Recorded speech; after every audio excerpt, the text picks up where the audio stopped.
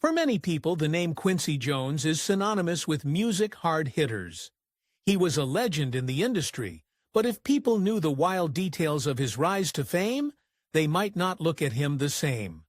In his final interview, Quincy Jones said a lot of controversial things about a lot of beloved celebrities, but it was his jaw-dropping revelation about Marlon Brando that left everyone furious. Born on the south side of Chicago in the early 1930s, Quincy Jones didn't have the easiest childhood. In his youth, he witnessed his mom suffer from schizophrenia and end up in a psychiatric institution. His father remarried, and the family moved to Washington State. It gave him a fresh start, but still didn't protect him from a harrowing tragedy. While headed to a rodeo with several of his friends at 14 years old, Jones experienced a tragic accident that changed him forever. A bus collided with a vehicle, and he emerged as the only survivor. He never really got over it, and ultimately never could bring himself to learn to drive. Luckily for him, an artistic outlet soon gave him a fresh way forward. Jones really started developing his music skills in high school. He played the trumpet and started building up his knowledge of musical arrangement. And even in those early years, people started taking notice of his extraordinary talent. That included one of his music idols, Ray Charles. Though meeting him didn't quite go like Jones thought it might. Although Ray Charles boasted critical acclaim for his musical prowess at the time, he also struggled with a serious substance addiction. When he met Jones, who was only 15 years old at the time, Charles offered him some of his stash. Jones tried it out and kept trying it out. Thankfully, he ditched it after a few months, just in time for a life-changing meet-cute. While attending Garfield High School in the late 1940s, Jones got the eye of one of his classmates, Jerry Caldwell. According to her, she basically fell in love at first sight. She pursued him, and the two began a romantic relationship. But the course of love never did run smooth, and the case of Jones and his new white girlfriend were no exception. They began their relationship well before the United States Civil Rights era of the 1960s, which may help explain Caldwell's parents' initial reaction to Jones. They didn't want their daughter dating a black man. Luckily, they came around after they actually met him. In 1953, Caldwell birthed Jones's first child. Considering the tension around equality and conservative American values that prevailed, his in-laws probably didn't feel too excited about their grandchild born out of wedlock.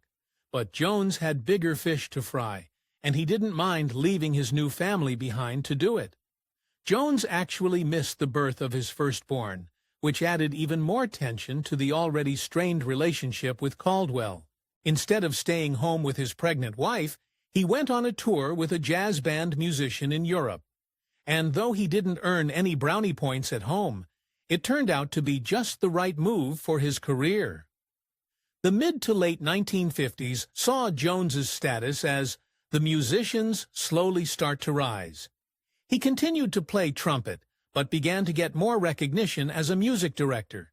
He even found work with big names like Elvis Presley and Dizzy Gillespie. Interestingly enough, it seems like the boost in his career inspired him to make progress back at home, too. In 1957, Jones and Caldwell married, but that didn't necessarily improve things. By his own admission, he fancied himself a bit of a ladies' man, and didn't remain faithful to Caldwell before or after their marriage. And unfortunately, for him, married life didn't prove to be the only thing he failed at. With his newfound recognition, Jones attempted to get his own jazz band together, dubbing them the Jones Boys. He took the band on tour at home and in Europe. Audiences loved them, and critics gave great reviews, but they failed to recoup their money and soon disbanded. Luckily, an even better opportunity soon snuck right up on him. As the 1950s came to a close, Jones crossed paths with superstar crooner Frank Sinatra.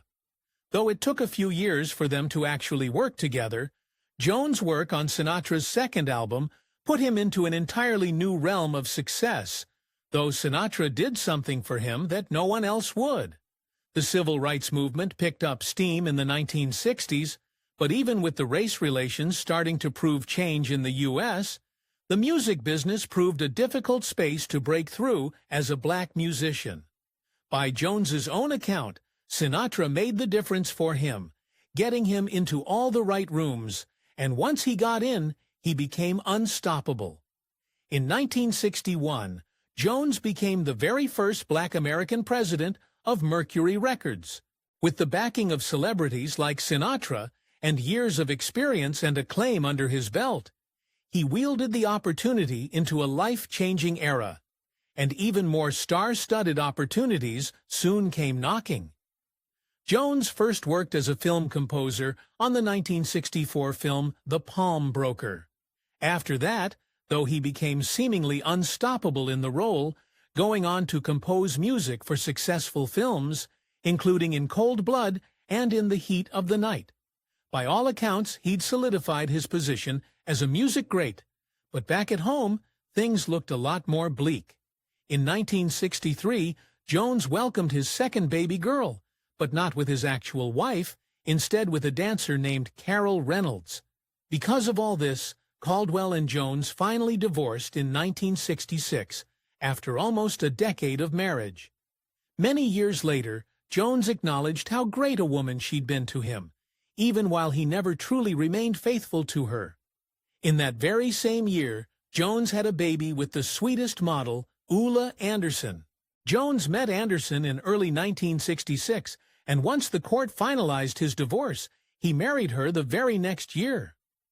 Even with the drama of his romantic life, his existence seemed somehow charmed. In 1969, Jones narrowly missed losing his life in one of the most horrific crimes in U.S. history. According to him, he basically forgot to attend the party at Sharon Tate's home, on the night Charles Manson's cult ended the lives of everyone there. While he didn't realize his luck until after, it seemed everything he touched turned to gold for a while. For exclusive perks like early access to new videos, priority replies to your comments, and to have your say on future content, consider becoming a Factor8 member. On top of that, your support helps keep the channel going. Click the link in the description for more details. Jones first worked with pop icon Michael Jackson in the 1970s while composing for The Wiz. Impressed with Jones's music production, the pop star asked him to recommend someone to work on his next album. Jones started off recommending other producers, but ultimately landed on himself. The album Off the Wall emerged as the fruit of Jackson and Jones' collaboration. It became a huge music success, with about 20 million records sold. Though already very successful, that album and their follow-up Thriller made Jones himself an icon in the music industry. And with that, it seems he decided he could get away with anything. In the same interview where Jones admitted to being unfaithful to his first wife, he claimed he never stepped out on a second wife, Anderson. They did not go on to have a second child and seemed to have several happy years together. But in 1974, the two officially divorced. It seems Jones either had an insatiable appetite for romance, or he just couldn't deal with being alone. He married his third wife one day after his second marriage officially ended. His new wife was Peggy Lipton. Lipton's account of meeting Jones for his first time sounds very oddly like the one of his first wife. She knew about his then-wife Anderson, but still said she immediately felt pulled to him, and that he might be her husband. The same year he remarried for the third time, Jones experienced a frightening brush with death when he experienced a brain aneurysm. Now, in his early 40s, he took the ailment as a sign that he needed to focus more on spending time with his family. This did well for Lipton as they began their marriage, but unfortunately, things got much worse before they got better. As Jones's health continued to deteriorate, doctors decided to perform multiple brain surgeries on him. His family rallied around him, but feared that treatment might not actually save him. As such, they planned a memorial service he could attend, which he did with a doctor at his side. Surprisingly, he actually did recover, though not without one final scare. After his surgeries, doctors told Jones to put down his trumpet permanently, as that could interfere with the metal plate in his brain. He went on tour abroad instead, but after a major post-performance headache got him, he put his beloved instrument down for good. That didn't mean he was done, though, with his career or the shenanigans in his private life. By the 1980s, Jones found himself revived and ready to add a new role to his extensive resume: film producer. And, as you should probably expect by now, he succeeded there as well. His debut film, The Color Purple, garnered several Oscar nominations, including one for his music scoring.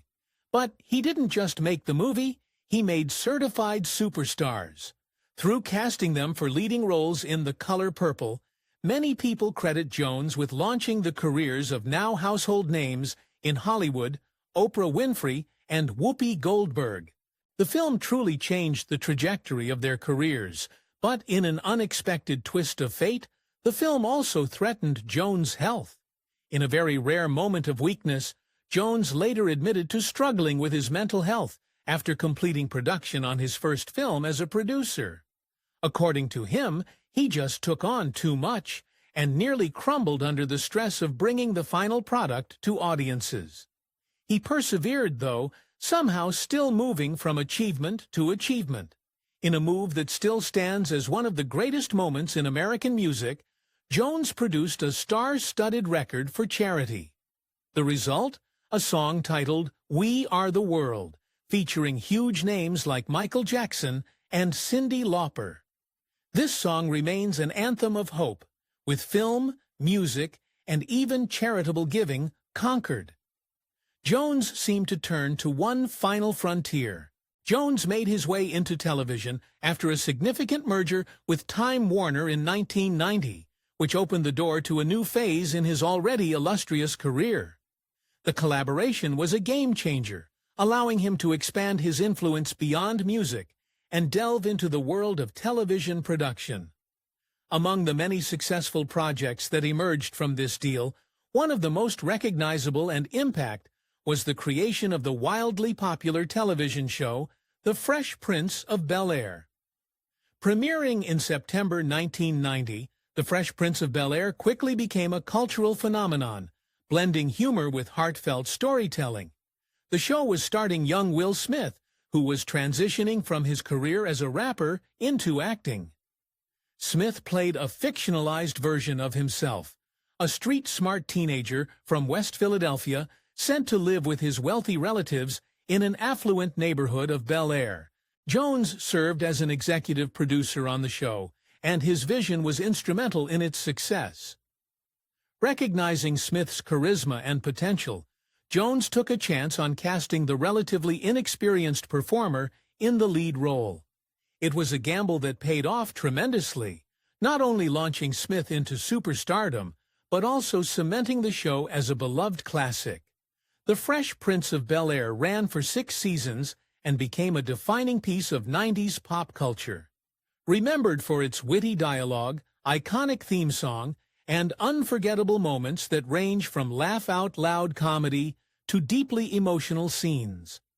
After over a decade of marriage and 2 children together, Jones and his third wife divorced in 1989. The details surrounding his divorce are few, and he claimed he didn't cheat on her either. Jones went on to have a very active love life, including relationships with his publicist, a former Playboy bunny, and a certain Trump daughter. He also developed quite the reputation for dating women a lot younger than him, and he bore no shame about it at all. In fact, in one interview later in life, he shared some pretty shocking numbers about his love life. During an interview in his 80s, Jones claimed to be dating over 20 women at the very same time.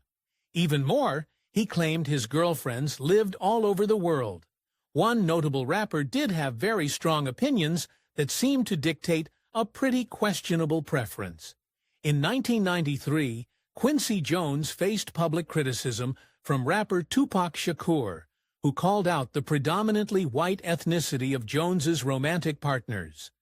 Tupac's remarks sparked controversy, touching an issue of race, identity, and relationships within the black community. Both Jones and his daughter Rashida Jones responded with anger. Rashida, who is biracial, even wrote Tupac a pointed letter, defending her father and challenging his views. Surprisingly, the tension between Tupac and Jones didn't last. However, the incident reignited discussions about Jones's dating preference. Despite the controversy, Jones's social status remained unshaken. By then, his groundbreaking career had cemented him as a cultural icon, whose influence transcended race and generations. In 2018, a then 84-year-old Jones sat down for an interview with Vulture. There's no telling what exactly the interviewer expected when he sat down with a music mogul, but what he ended up with was a slate of totally shocking claims. While talking about his political affiliations, Jones claimed to know exactly who took the life of President John F. Kennedy. According to him, a Chicago mafia head organized the incident in ties with some type of plan to affect the 1960 election. Jones diverted the conversation pretty quickly from there. The most surprising thing he said in the interview turned out to be his comments on the romantic preferences of some well-known stars. He claimed classic American actor Marlon Brando got down with just about anybody. And according to him, anybody included both Marvin Gaye and James Baldwin.